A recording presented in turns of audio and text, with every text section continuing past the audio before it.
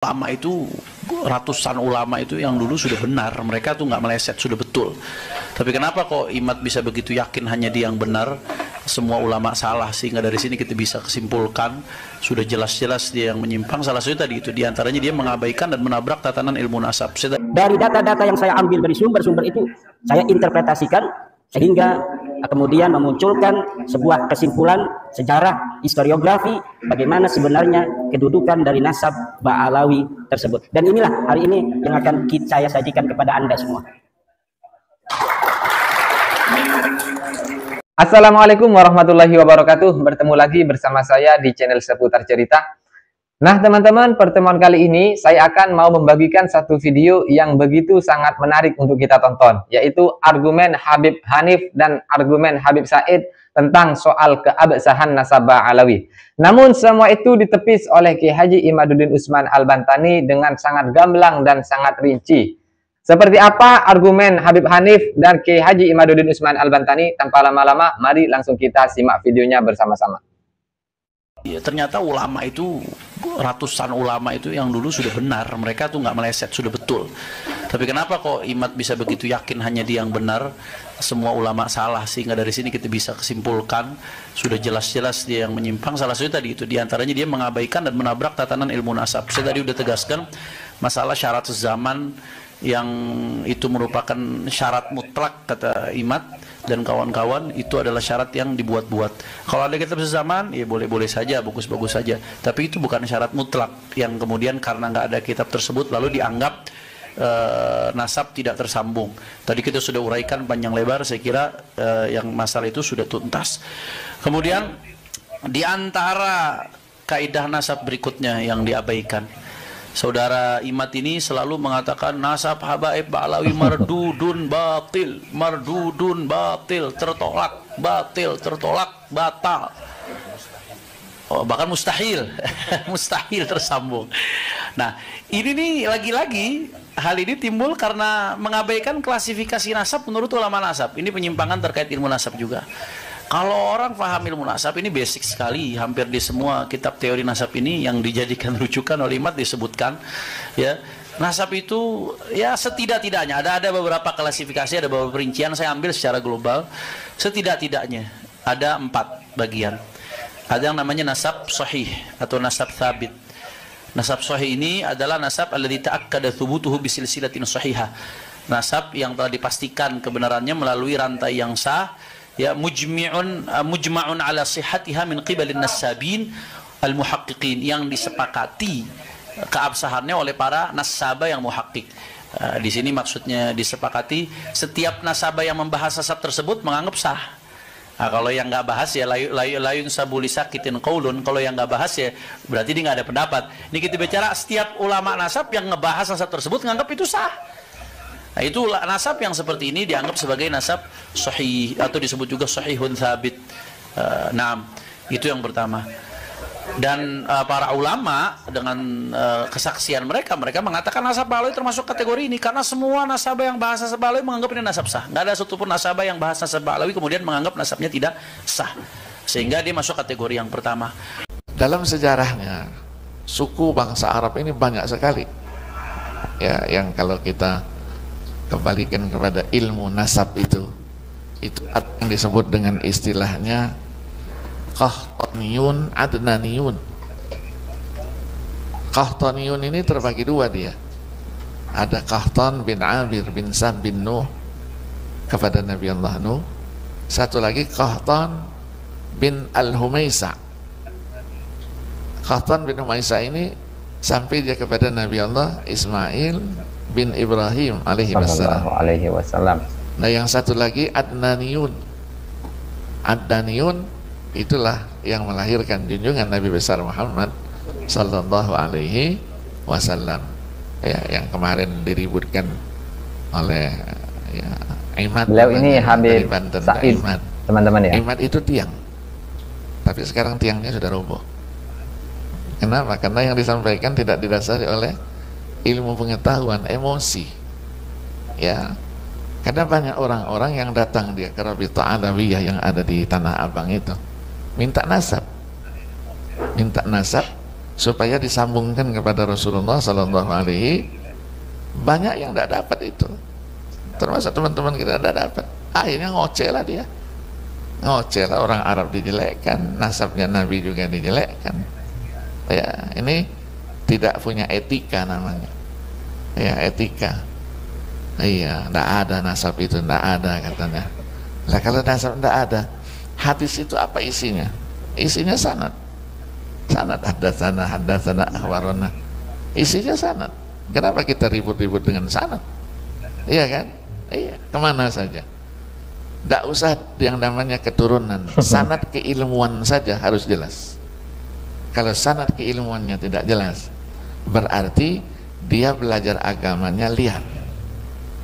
Ngajarkan orang kepada orang satu kitab, sementara dia sendiri tidak pernah belajar. Itu liar. Nah, kalau dia sendiri liar, muridnya bagaimana? Ilmu genealogi adalah merupakan bagian dari ilmu sejarah. Bahkan bisa dikatakan ilmu nasab atau ilmu genealogi merupakan ilmu bantu sejarah. Maka kajian ilmu nasab harus memiliki karakteristik kajian sejarah. Dia harus bersifat empiris, scientific dividend, harus bisa dibuktikan secara ilmiah. Tidak boleh ada sebuah narasi sejarah kita taken for granted, menerima begitu saja. Harus dibuktikan. Tidak boleh ada sebuah pengakuan nasab yang bersimultan pengakuan ini dengan privilege tertentu, baik secara sosial antropolog maupun secara paham keagamaan dari tafsir yang dapat diterima.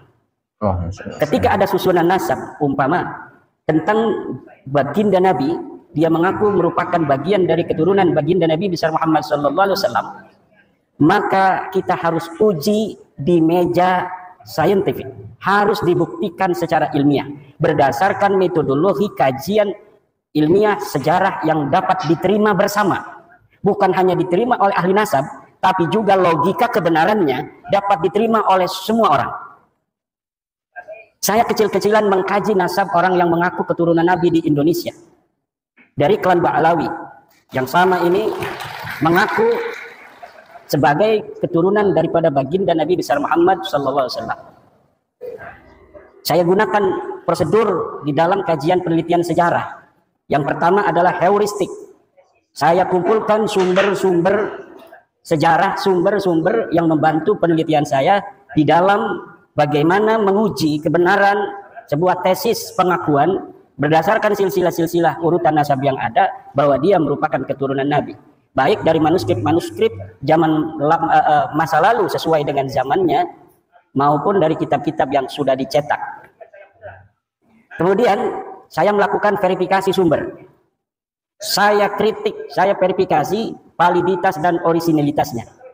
Kemudian saya pilah mana sumber-sumber yang primer.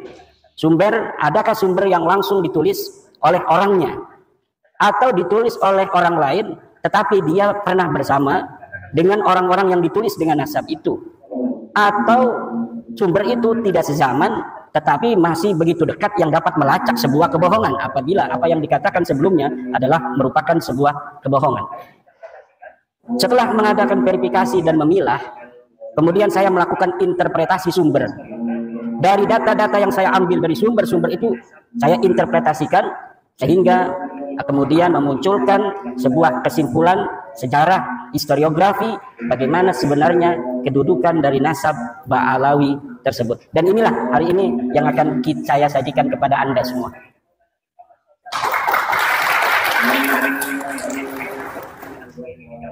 Kaum Ba'alawi yang kita kenal di Indonesia dengan istilah Habib mengaku sebagai keturunan Nabi Muhammad SAW melalui jalur Ahmad bin Isa bin Muhammad An-Naqib bin Ali Al-Uraidi bin Ja'far Shadiq bin Muhammad Al-Baghir bin Ali Zainal Abidin bin Husain bin Fatimah Zahra bin Kanjeng Nabi besar Muhammad SAW. Ahmad bin Isa, ini titik poinnya, dari sini yang diakui. Ahmad bin Isa ini wafat 345 Hijriah, telah terkonfirmasi sebagai keturunan Nabi Muhammad SAW melalui pelacakan kitab Tahdidul Ansab karya Al-Ubaidili yang wafat tahun 435 Hijriah. Sosok Ahmad bin Isa ini lulus tes uji petik dari kitab nasab. Kemudian menurut keluarga Ba'alawi, Habib-Habib yang ada di Indonesia, Ahmad bin Isa mempunyai anak bernama Ubaidillah, kemudian Ubaidillah ini mempunyai anak bernama Alwi. Alwi inilah yang menurut keluarga Ba'alawi adalah leluhur mereka. Alawi bin Ubaidillah bin Ahmad bin Isa bin Muhammad An-Naqi bin Ali Al-Uraidi bin Ja'far Shadiq Muhammad Al-Baqir bin Ali Zainal Abidin bin Husain bin Fatimah bin Nabi besar Muhammad SAW. Ini nasab mereka, dan kita bisa lihat dari tokoh-tokoh mereka yang senang majang-majang nasab di media sosial.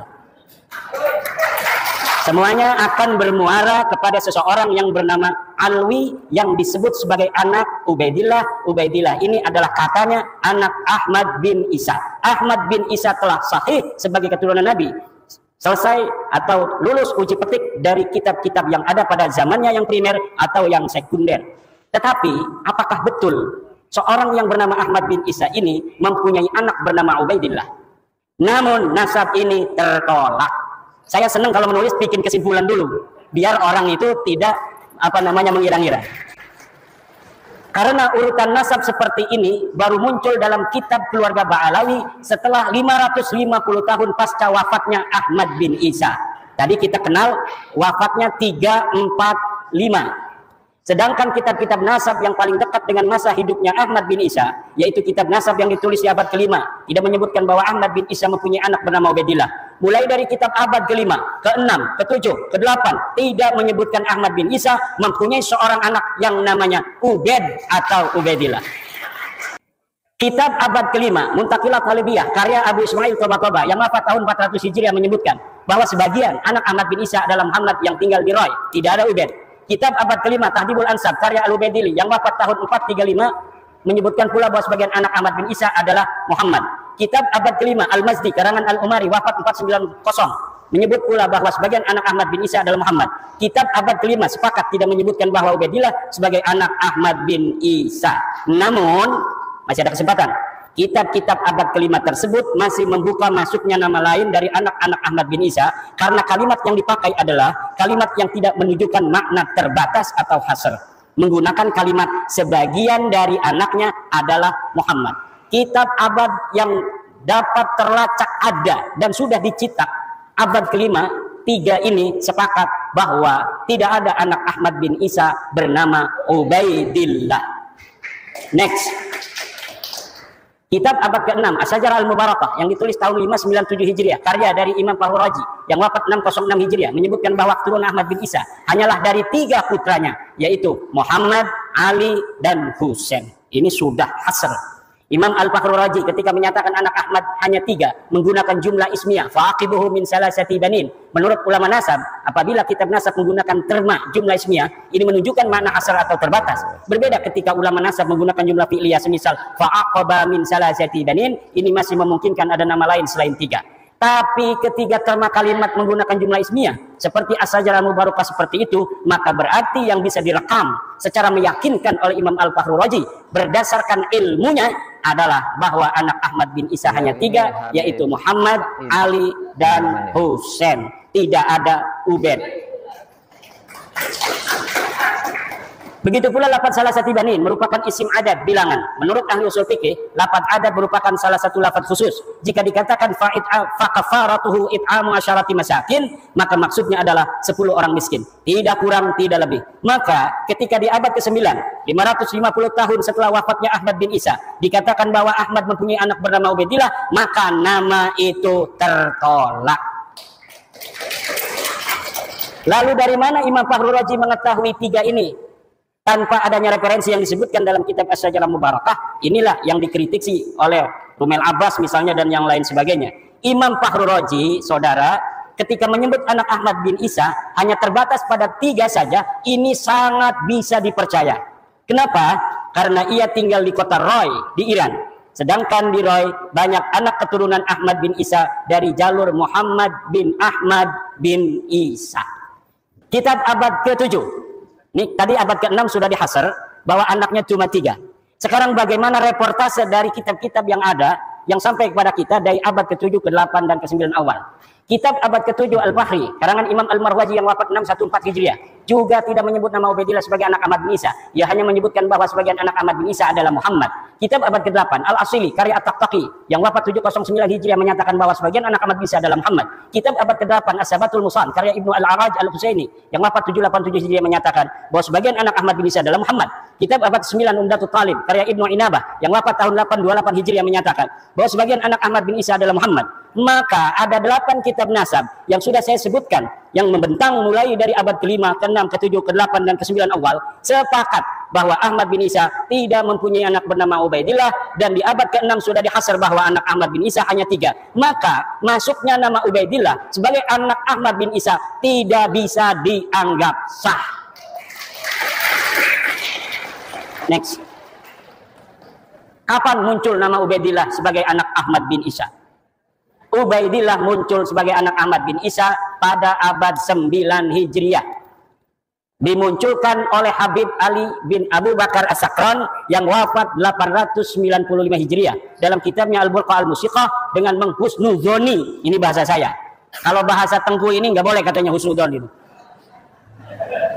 Nama Abdullah yang ada pada As-Suluk sebagai Ubaidillah. Ceritanya ada kitab sejarah yang menyebutkan sebuah silsilah dari seorang ahli hadis yang bernama Ali, Abu Hasan Ali bin Muhammad, terus binnya kemudian dia bin Abdullah bin Ahmad bin Isa.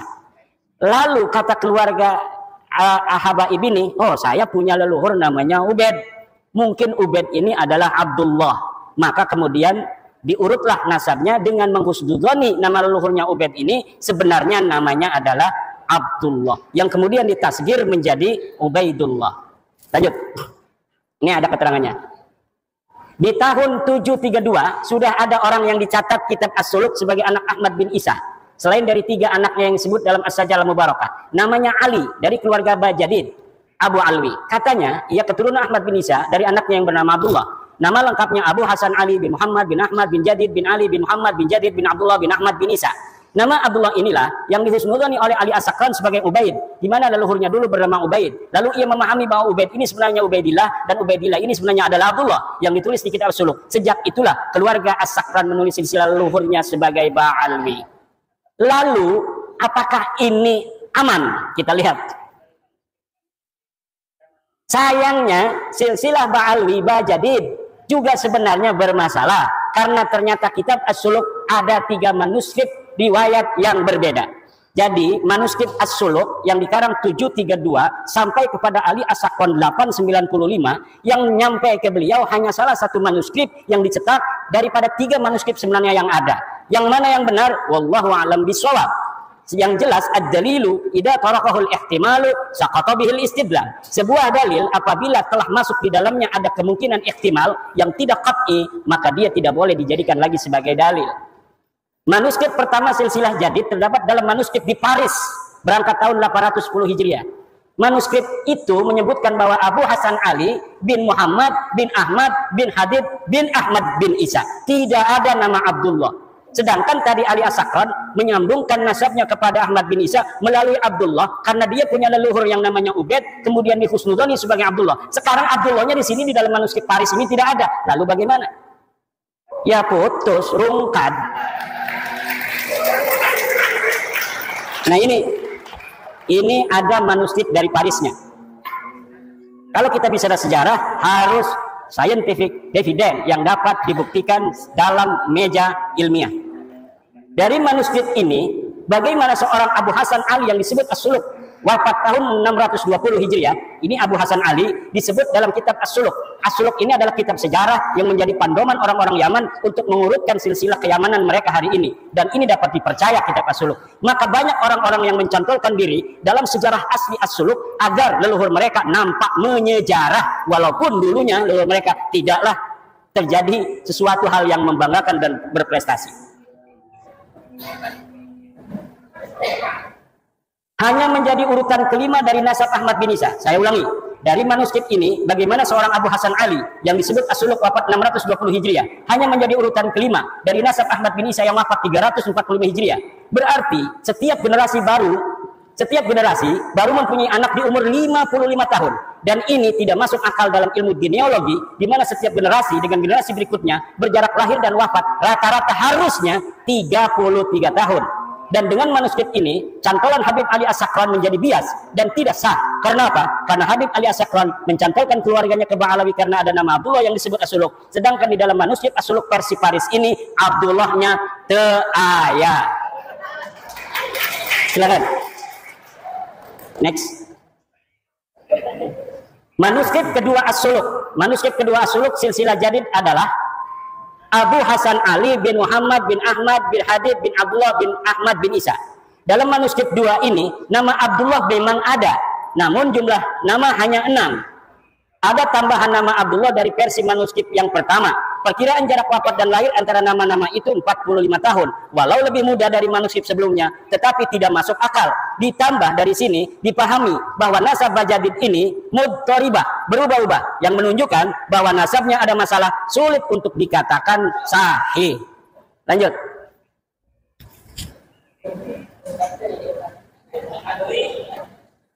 Manuskrip 3 As-Suluk.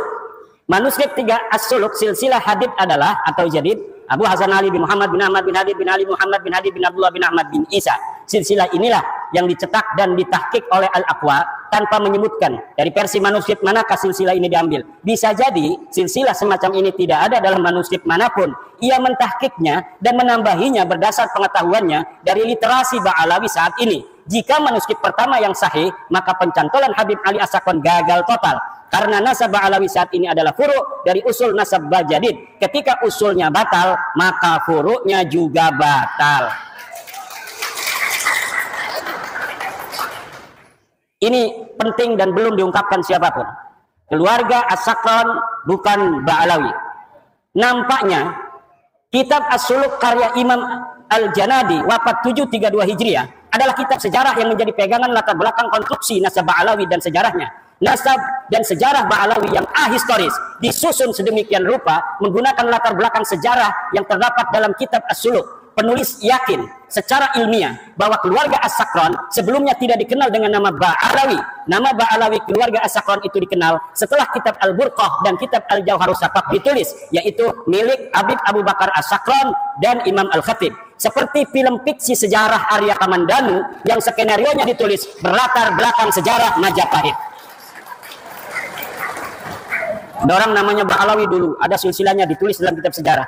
Lalu orang yang abad 9 mengatakan, itu leluhur saya. Itu. Sejak itulah dia menggunakan nama yang ada dalam kitab itu untuk keluarga dia dan keturunannya. Next. Ini versi ilmiah ya. Interpretasi dari sumber-sumber yang kita dapatkan. Perhatikan kitab An-Nabhah Al-Ambariyah. Ini kitabnya. Setiap saya ngomong kitab, saya tidak sebutkan, tetapi ada foto dari kitab dan halamannya. Perhatikan kitab An-Nabhah Al-Ambariyah karya Muhammad Kazim bin Abil Futuh wafat 880 Hijriah.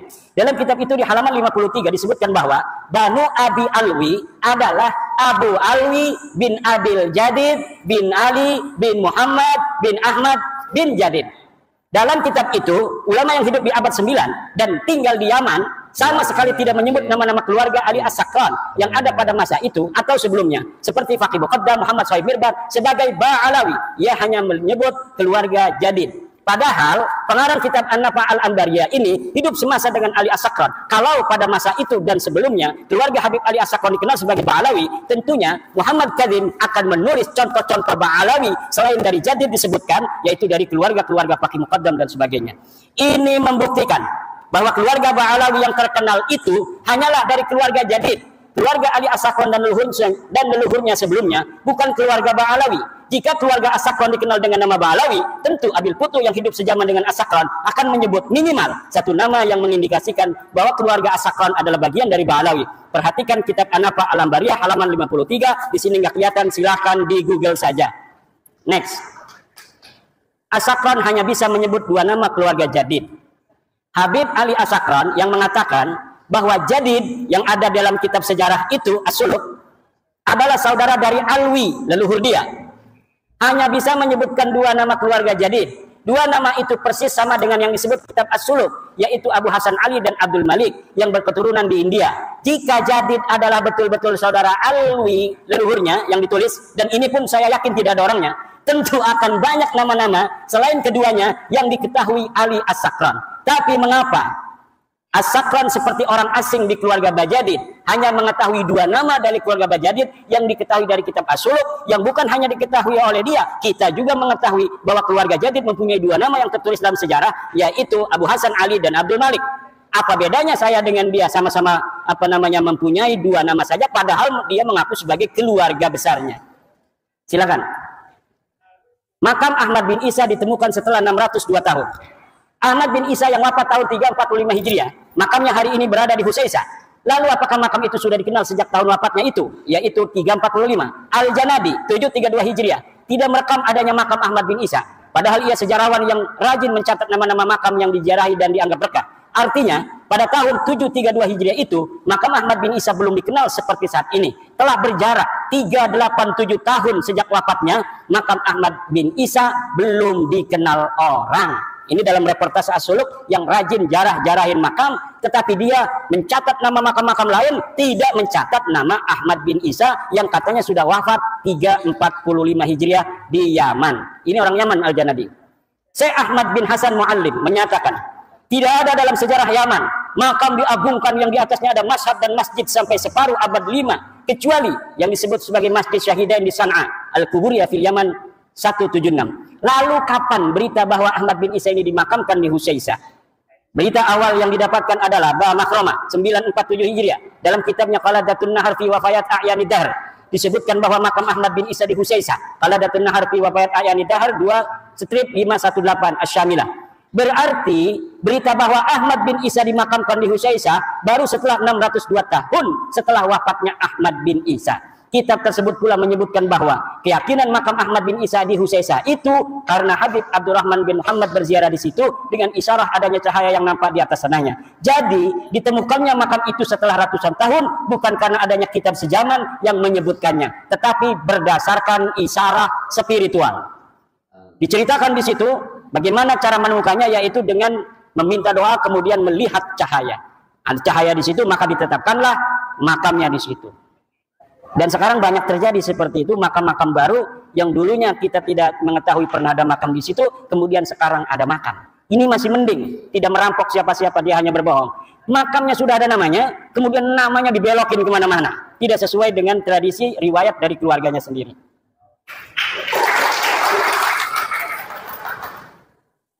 Kitab-kitab sejarah yang ditulis setelah masa Ahmad bin Isa sampai abad 9, ini kitab sejarah, tadi kitab nasab. Sekarang kitab-kitab sejarah yang ditulis setelah masa Ahmad bin Isa sampai abad 9 tidak menyebutkan keberadaan keluarga Ubaidillah dan keturunannya di Hadramaut sebagai seorang sayyid, atau tidak sebagai sayyid pun tidak ada sama sekali. Kitab-kitab apa saja? Tarikh Musallam Al-Lahaji, wafat 545 Hijriah, belum dicetak, tapi manuskripnya saya punya. Tidak ada nama Ubaidillah dicatat di dalam kitab itu, dan tidak ada keterangan bahwa Ahmad bin Isa pernah hijrah ke Yaman dari Irak. Tabaqat Ibnu Samurah wafat 586 Hijriah. Tarfatul Ashab. Nah ini Ibnu Samurah sering sekali namanya dicatut dalam kitab-kitab Ba'alawi semacam Samsud Dhahirah dan kitab-kitab yang lainnya, Al-Ghurar. Kemudian kitab Hidmatul Ashirah, bahwa Ibnu Samurah pernah mengisbat silsilah nasab Ba'alawi pada masanya. Tetapi ketika kitabnya yang bernama Tabaqatul Fuqaha saya cari dari awal sampai akhir, tidak ada satupun Ibnu Samurah menyatakan bahwa dia mengisbat nama keluarga Ba'alawi sebagai sayyid, apalagi mengisbat menyebut nama dari satu keluarga Ba'alawi pun tidak ada. Next. Kesimpulan, para habaib yang sekarang kita kenal bukanlah keluarga Ba'alawi yang dikenal di abad 7 dalam kitab-kitab sejarah. Keluarga Ba'alawi adalah keluarga Jadid yang disebut dalam kitab As-Suluk 732 Hijriah yang terputus dari Nabi Muhammad SAW karena Abdullah bukanlah anak Ahmad bin Isa. Para habaib nasabnya terputus dari Nabi Muhammad SAW karena Ubaidillah bukanlah anak Ahmad bin Isa. Jadi Ba'alawi sendiri yang ada dalam kitab itu tertolak sebagai keluarga Nabi karena Abdullah bukanlah anak dari Ahmad bin Isa berdasarkan kitab-kitab abad ke-6 dan abad ke-5. Kemudian ada orang nyantol kepada nama itu. Ya yang dicantolnya itu rungkat, dianya ikut rungkat. Pengakuan keluarga Habaib sebagai keturunan Nabi baru mulai abad 9 oleh Habib Ali As-Sakran dalam Al-Burqah dan atau Abdurrahman Al-Khatib 855 Hijriah dalam Al-Jauhar Asy-Syafaf. Ini jarang saya ambil namanya Al-Khatib, walaupun hidup bareng. Dia adalah Al-Khatib ini murid dari kakeknya Ali Habib Ali As-Sakran, juga murid daripada ayahnya. Jadi walaupun dia bukan Ba'alawi, terindikasi subjektivitas itu ada karena dia hidup bersama Habib Ali As-Sakran. Dan kitab Al-Jauhar Asy-Syafaf ini belum dicetak sampai sekarang. Dia bagaikan sebuah kitab sakti yang tidak boleh dilihat oleh siapapun, tetapi sering diambil oleh kalangan Ba'alawi untuk membela nasabnya. Jadi kita tidak bisa untuk melihatnya, tetapi dia mengutipnya. Bagaimana sebuah dalil hanya bisa diketahui oleh mereka, kemudian didalilkan kepada kita, tanpa kita bisa memverifikasi, tanpa kita bisa memvalidasi, tanpa kita tahu originalitasnya seperti apa. Jadi ini namanya senjata yang sangat canggih, yang bisa untuk membacok, tapi kita nggak bisa melihatnya. Kitab-kitab yang lebih mudah dari As-Sajarah Al-Mubarakah 606 yang menyebutkan bahwa Ba'alawi Habaib tersambung nasabnya kepada Rasulullah tertolak karena hanya mengutip dari Al-Burqah dan Al-Jauhar kitab abad 9 Hijriah. Next.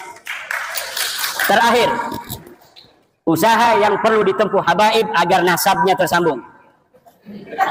Saya kasih clue-clue. Seorang yang meneliti ya harus begitu kan. Kita bukan karena tendensi subjektivitas dan sebagainya. Enggak, kita ilmiah aja. Para pendukung nasab Ba'alawi Habaib untuk tersambung nasab mereka harus menyajikan kitab yang lebih tua dari As-Sajarah Al-Mubarakah yang menyatakan bahwa 1. Ahmad bin Isa mempunyai anak bernama Ubaidillah, 2. Ubaidillah mempunyai anak bernama Alwi. Untuk bisa dikatakan bahwa para Habaib sekarang ini tersambung kepada keluarga Ba'alawi, maka harus menyajikan kitab yang lebih tua dari As-Suluk yang menyebutkan bahwa Jadid mempunyai saudara bernama Alwi. Jika 3 pertanyaan itu tidak terjawab, dan yakin tidak akan terjawab kecuali bikin manuskrip palsu, maka para Habaib bukanlah keturunan dari Nabi besar Muhammad sallallahu alaihi wasallam. Nah, itu tadi penjelasan sekaligus tanggapan dari Kiai Haji Imaduddin soal nasab Habib Ba'alawi. Seperti yang barusan kita tonton, beliau sangat luar biasa menjelaskan nasab Ba'alawi, bahwasannya nasab Habib khususnya Ba'alawi itu bukan cucu Rasulullah Shallallahu Alaihi Wasallam. Untuk teman-teman seperti apa tanggapannya bisa ditulis di kolom komentar teman-teman ya. Sekian dari saya. Assalamualaikum warahmatullahi wabarakatuh.